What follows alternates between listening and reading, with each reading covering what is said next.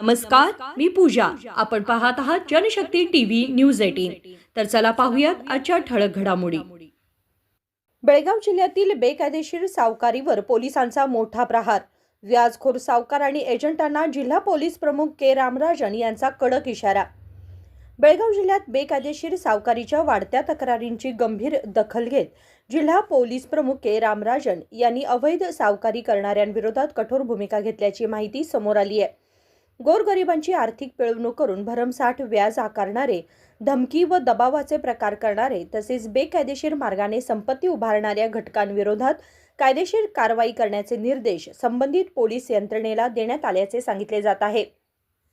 महाराष्ट्र कर्नाटक सीमेलगत असलेल्या बेळगाव जिल्ह्यातील अथणी, चिकोडी, रायबाग, कागवाड आणि निपाणी परिसरात सावकारी संदर्भातील तक्रारी वाढत असल्याची चर्चा असून अशा प्रकरणांची माहिती संकलित करण्याची प्रक्रिया सुरू करण्यात आली आहे. या पार्श्वभूमीवर संबंधित प्रकरणांची चौकशी करून दोषी आढळणाऱ्यांवर कायद्यानुसार कठोर कारवाई करण्याची मागणी नागरिकांकडून होत आहे.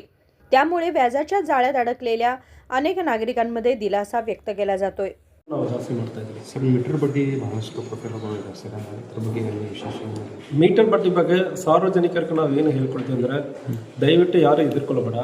ಯಾರು ನಿಮಗೆ ತೊಂದರೆ ಕೊಡ್ತಾರಂದ್ರೆ ನೀವು ಬಂದು ನೀವು ಕಂಪ್ಲೇಂಟ್ ಕೊಡ್ತೀರಂದ್ರೆ 100% ನಾವು ತೊಗೊಂಡು ಕೇಸನ್ನು ದಾಖಲು ಮಾಡ್ತೀವಿ. ಒಂದು ವೇಳೆ ನಿಮ್ಮ ಜಮೀನನ್ನು ಬರೆದು ತೊಂದರೆ ಮಾಡ್ತಾ ಇದ್ದಾರೆ, ಎಕ್ಸಾರ್ಬಿಟೆಂಟ್ ಇಂಟ್ರೆಸ್ಟ್ ರೇಟ್ ಕಾಯ್ದೆ ಅಡಿಯಲ್ಲಿ ಆ ರಿಜಿಸ್ಟ್ರೇಷನನ್ನು ಕ್ಯಾನ್ಸಲ್ ಮಾಡೋದಕ್ಕೂ ಕೂಡ ಅವಕಾಶ ಇರ್ತದೆ. ದಯವಿಟ್ಟು ನೀವು ಮುಂದೆ ಬರಬೇಕು, ಸಾರ್ವಜನಿಕರು ಮುಂದೆ ಬನ್ನಿ, ಯಾವುದೇ ಯಾರಿಗೆ ಹೆದರಿಕೆ ಬೇಡ, ನಾವು ನಿಮ್ಮ ಜೊತೆಗಿದ್ದೀವಿ.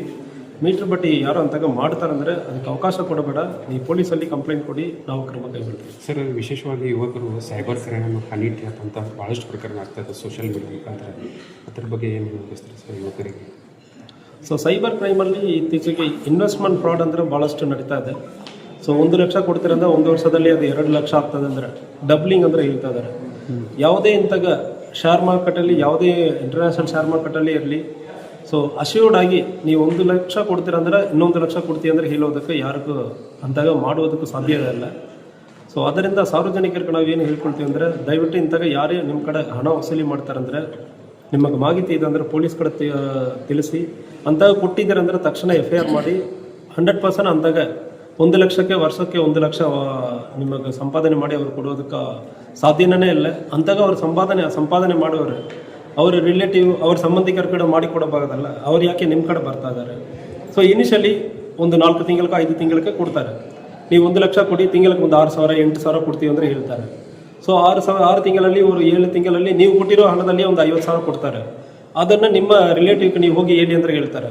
ಇದೇ ಥರ ಒಂದು 100 ಜನ ಕಡೆ ತೊಗೊಂಡಾದ್ಮೇಲೆ ಊರು ಬಿಟ್ಟು ಹೋಗ್ತಾರೆ. ಸೊ ಇದು ನಡೀತಾ ಇದೆ. ಅದಕ್ಕೆ ಯಾವುದಕ್ಕೆ ಅವಕಾಶ ಕೊಡಬೇಡ. ಇಂತಾಗ ನಿಮಗೆ ಯಾವುದೇ ರಿಟರ್ನ್ಸ್ ಸಿಗೋದು ಸಾಧ್ಯನೇ ಇಲ್ಲ. ताज्या घडामोडींचे वेगवान अपडेट्स मिळवण्यासाठी जनशक्ती टीव्ही न्यूज 18 ला आता सबस्क्राइब करा आणि रहा एक पाऊल पुढे.